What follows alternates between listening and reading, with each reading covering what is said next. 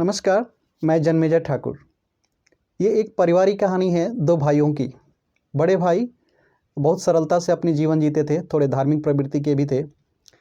2 T-shirt, 2 कुर्ते, 2 पैजामे में खुश थे। कोई भी एक शूज़ पहन लिया, जब तक टूटे नहीं तब तक वो चलते रहता था। छोटे भाई उसके जस्ट विपरीत वो आज में जीना चाहते थे। वो चाहते थे कि ज़िंदगी का कोई भरोसा नहीं, जो मिला है आज में पूरी तरह से जी लो। ब्रांडेड कपड़े, आईफ़ोन, महंगी घड़ियाँ, ये सब उनके शौक़ में शुमार था। इस बात को लेकर के अक्सर बड़े भाई और छोटे भाई में तर्क वितर्क होता था। बड़े भाई समझाने की हमेशा कोशिश करते थे कि जीवन को सरलता से जियो, जीवन को आगे भविष्य को देखते हुए जियो। छोटे भाई का अपना तर्क था, उनका अपना एक नज़रिया था। बट इन सब चीज़ों के चलते कभी भी ना बड़े भाई का छोटे भाई के लिए प्यार कम हुआ और न छोटे भाई का बड़े भाई के प्रति आदर। समय ऐसे बीत रहा था। बड़े भाई एक जगह कहीं जा रहे थे, अचानक ट्रेन की दुर्घटना हुई। वो बाल बच के वहाँ से आए। फिर अचानक दोनों में तर्क वितर्क हुआ। फिर छोटे भाई ने कहा कि भैया आप सब कुछ ही कर रहे हैं, भगवान का दर्शन कर रहे हैं, आप संत समारोह में जा रहे हैं, फिर भी आपके साथ ये दुर्घटना हुआ, मेरे साथ नहीं हुआ।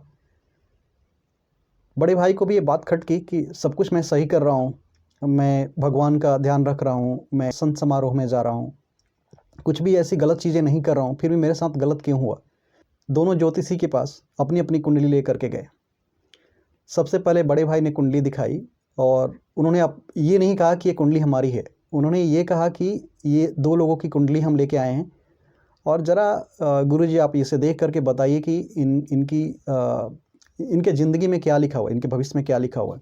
वो ज्योतिषी बड़े जाने माने ज्योतिषी थे। उन्होंने कुंडली देखा और जैसे ही बड़े भाई की कुंडली देखी, उन्होंने कहा कि इस आदमी की तो आज अकाल मृत्यु लिखी थी, इसे आज इस दुनिया में नहीं होना चाहिए। फिर उन्होंने छोटे भाई की कुंडली देखी, इसके ज़िंदगी में तो राजयोग लिखा है। फिर दोनों भाई एक दूसरे की तरफ देखे और गुरुजी से बोले कि ये कैसे संभव हो सकता है, आपने जिसकी कुंडली देखी वो तो आपके सामने बैठे, ये हम दोनों की कुंडलियां हैं। फिर जो ज्योतिषी थे उन्होंने कहा कि मैं मान ही नहीं सकता, मैंने जिसके बारे में जो भी कुंडली देख करके बताया है वो सत्य साबित हुआ है।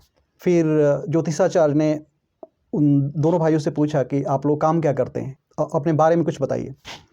बड़े भाई ने बोला कि जो काम करता हूँ वो तो करता हूँ, साथ साथ में मैं भगवान का भजन भी करता हूँ, मैं सत्संग में जाता हूँ और भगवान के प्रति मेरा ज़्यादा स्नेह रहता है। छोटे भाई ने कहा कि छोटे भाई ने भी अपनी दिनचर्या बताई कि मैं भी काम करता हूँ और बट काम के अलावे मैं अपनी पार्टी शार्टी और जो भी मेरा लाइफ स्टाइल है वो थोड़ा बड़े भाई से मेरा अलग है।